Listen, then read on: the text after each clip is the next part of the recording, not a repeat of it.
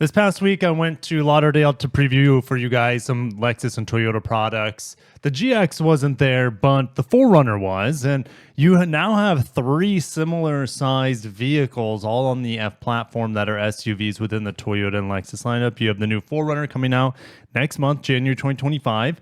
Watch my pricing breakdown of that and my walk around of the TRD Sport Premium. You also have the Land Cruiser, similar to the Land Cruiser, especially because they share, window lines, door panels, is the Land Cruiser based Lexus GX based off the J250 Land Cruiser. The GX 550 comes with a twin turbo V6. The Land Cruiser comes with a turbo 4-cylinder hybrid, and the 4Runner can have that turbo 4-cylinder hybrid as an option, but it comes standard with a base 2.4 liter 4-cylinder turbo. Now, the GX in other markets has the 2.4 4-cylinder turbo hybrid, but not for America, not yet. When will it come? Probably for 2026 model year would be my guess. All right. But for 2025, we just got the press release from Toyota/Lexus here on the pricing, the updates to the Lexus GX. If you guys like anything body on frame from Toyota Lexus, make sure to smash that like button, subscribe. I will be driving the 4Runner, the new 4Runner, very, very soon within the next month or so. So stay tuned for that. Make sure you subscribe. Make sure that bell icon is rung. All right, so let's get into the bullet points. Well, if you guys are more a part of that off-roading crew, 1-inch suspension lift is now standard on Overtrail and Overtrail Plus grades. These models only have 2 rows of seats, where the Land Cruiser in America has been nerfed to only have 2 rows of seats, and then you have an optional 3rd row of seats in the 4Runner. The Lexus GX Overtrail is the only vehicle in the United States currently sold new with the new EKDSS. The Land Cruiser 300 series, I think, has it, but the Lexus LX does not. Now, could we see an LX in the future that adopts EKDSS? Absolutely. But as of right now, it seems like Lexus is focusing on introducing the hybrid for the LX, which is the same hybrid that we see on the Tundra and the Sequoia iForce Max. This just gives the Overtrail models more desirability. And they're going to need more desirability because they got a big price hike, which we'll talk about here in a little bit. I made a spreadsheet on the price differences between 24 and 25. Standard for 2025 now is also memory seats and memory power tilt and telescopic steering column on all grades. Last year's base premium model was pretty dumbed down. Now that we have more 4Runner options, now that we have more Land Cruiser options on the market, it seems that Lexus wants to give the base model here, the base premium model, more features to command a different segment almost in the market. All right. Starting MSRP, $65,285, including DPH. DPH, I believe, is $1,350 or somewhere around there for this year. So with this new lift on the Overtrail models, we have a minimum ground clearance to almost 10 inches, 9.84. And if you're not familiar with EKDSS, that is on the Overtrail models, which is brand new on this platform. But previously, it was like a hydraulic system. This is now electronic. But this system unlocks and locks the rear and front stabilizer bars to assist with control and enhanced wheel articulation.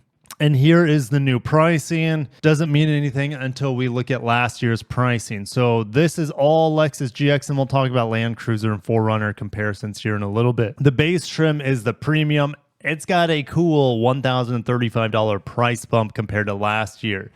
Premium Plus, Luxury, Luxury Plus, $500 increases versus last year.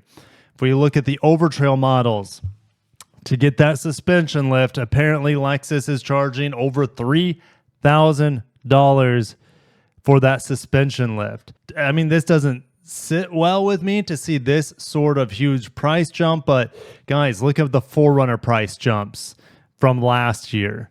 Like, enormous price jumps. And if you look at the TRD Pro, there's over $11,000 price jump. Like, huge price jumps other than the SR5 model. On the GX, it's huge price jumps other than the Premium Plus, the Luxury, and the Luxury Plus. Now, these three trim levels here, in my opinion, these are the volume sellers. I don't have data to go off of, but if I were to take a stab, I'm going to say probably somewhere around 80% or so of all GXs are these trim levels. So Lexus didn't want to raise the price too much there. Then you have the overtrail crowd. These people are probably not going to take these things off-road, but they're not worried about budget. They want the coolest, most capable Land Cruiser in America. And the GX Overtrail is exactly that. It's going to be more capable than well, it just depends, right? Because we don't know what the the Trail Hunter and the TRD Pro is quite capable on the 4Runner, but the twin turbo V6 here is going to leave those iForce Max engines, well, I'm not going to say in the dust. They have similar torque numbers. The torque actually favors the hybrids, but the towing capacity on the twin turbo V6 is massive. It's like over 9,000 pounds. All right, so if you need to tow big things, yeah, the Overtrail and the Lexus GX in general is going to be best for that. As we look at the prices, Land Cruiser Premium or let's say Premium Plus Lexus GX, well, at this point, it kind of comes down to, hey, are you going to pay an extra $2,300 for the twin turbo V6 over the hybrid? I think a lot of people, I talked to TRG John at this event in Lauderdale, and he's like, man, I just wish I had the twin turbo V6 and a Land Cruiser. It's like, well, you can get it, but it's going to be a Lexus instead of a Toyota, right? And there are some benefits to that. The 4Runner here, again, the SR5 is really the only grade I truly recommend. And then if you want to upgrade it, you can spend more on aftermarket. Like these price jumps are crazy, but the SR5 is going to be, well, it's going to keep people within the brand. Once you start spending over $50,000 on a 4Runner, people are going to start looking at Land Cruiser, and they might start looking at Lexus GX, in my opinion. I'm not the master of sales here. I'm not the master of product marketing either. I'm just a cheapo, and I see, okay, price jumps, hardly any on the SR5. The Land Cruiser is a much more desirable aesthetically for me. Also, heritage-wise, the Land Cruiser is more desirable than the new 4Runner. So the Lexus GX, you flip a coin, which one's cooler looking than the Land Cruiser? I mean, that's going to be up to you. I'd be happy with either, but it's a twin-turbo V6, that Lexus badge. Now, here's the thing. Does the Lexus drive much better than the Land Cruiser? Even, yes, slightly. The Land Cruiser gets really loud on the highway, and I would expect the Lexus to do much better with wind isolation, noise isolation, etc. All right. It's essentially a flying brick down the highway, this J250 platform. Yeah, I'm going to end it there. I'll see you guys in the comments. Let me know which model you'd be getting from the 4Runner all the way up through the Land Cruiser to the GX. Yeah, the Overtrail is just crazy how expensive that's getting. But honestly, there's in the luxury segment, what's around here, right? The Defender. I mean, the Defender is pretty damn cool. And here's the thing. This is still a much better buy than Lexus LX. The LX gets a twin turbo V6 hybrid. We know everything about that based off the Tundra and the Sequoia. It's good. It's fine. But yeah, that LX with that hybrid is like, what, $130K? It's super expensive. So yeah, the Overtrail, people are still going to be buying these.